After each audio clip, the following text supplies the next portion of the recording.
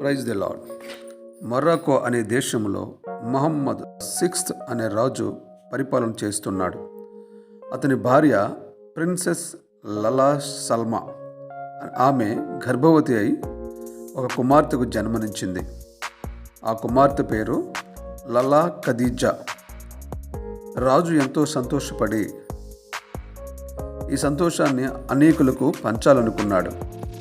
ఎలా అంటే ఏదో పెద్ద విందు చేసి కాదు, ప్రజలకు మంచి మంచి వస్త్రాలు పంచిపెట్టి కాదు, విందులు వినోదాలు కాదు, లేకపోతే లిక్కర్ బాటిల్స్ పంచిపెట్టి కాదు.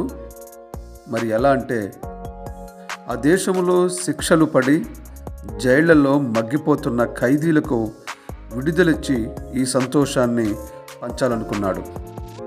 8,836 మంది ఖైదీలకు విడుదలను ప్రసాదించాడు. అంతేకాకుండా 24,218 మంది ఖైదీలకు శిక్షాకాలం తగ్గించాడట. ఇది తెలిసిన ఆ దేశ ప్రజలు ఆశ్చర్యపోయి మరి వారిని అడిగినప్పుడు ఆ దేశ న్యాయశాఖ ఇలా ప్రకటించిందంట: ఆయనకు ఒక కుమార్తె పుట్టింది, ఆయనకు సంతోషం కలిగింది, ఈ సంతోషం అందరికీ పంచాలనుకున్నాడు. అందుకే అనేకమైనటువంటి మరి ఖైదీలకు విడుదలిచ్చి వారికి స్వేచ్ఛను ప్రసాదించాడు.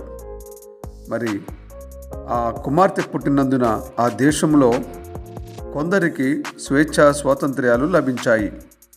అలాగే మరి యేసుక్రీస్తు ప్రభువు పుట్టినందున ఈ లోకానికే స్వేచ్ఛా స్వాతంత్రాలు లభించాయి. ఈ లోకానికే విడుదల వచ్చింది.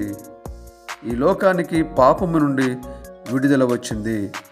మరి లూకా సువార్త 19వ అధ్యాయం 10వ వచనంలో ఇలా వ్రాయబడి ఉంది కదా: నశించిన దాన్ని వెదికి రక్షించుటకు మనిషి కుమారుడు వచ్చినని అతనితో చెప్పెను. ఈ వాక్యం మనకు తెలుసు కదా.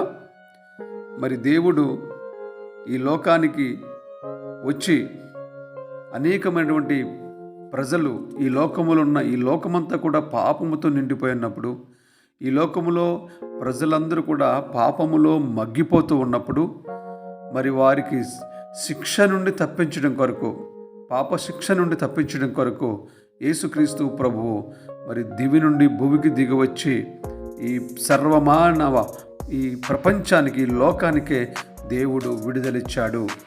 ఆ విడుదలిచ్చినటువంటి సందర్భాన్నే మనం క్రిస్మస్గా జరుపుకుంటున్నాము.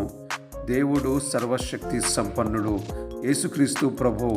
ఆయనకు ఉన్నటువంటి మహిమను, ఆయనకి ఆ పరలోక ఆ సౌధాన్ని, ఆ పరలోక ఆ యొక్క సింహాసనాన్ని విడిచిపెట్టేసి ఈ పాపముతో నిండిపోయినటువంటి ఈ భూలోకానికి దిగి వచ్చి ఈ భూలోకం అంతటినీ కూడా పాపము నుండి విడుదల చేయడానికి దేవుడు మరి ఆయన కృప కలిగి ప్రజలందరిపైన ఆయన ప్రేమను చూపడానికి ఈ భూలోకానికి దిగి వచ్చాడు.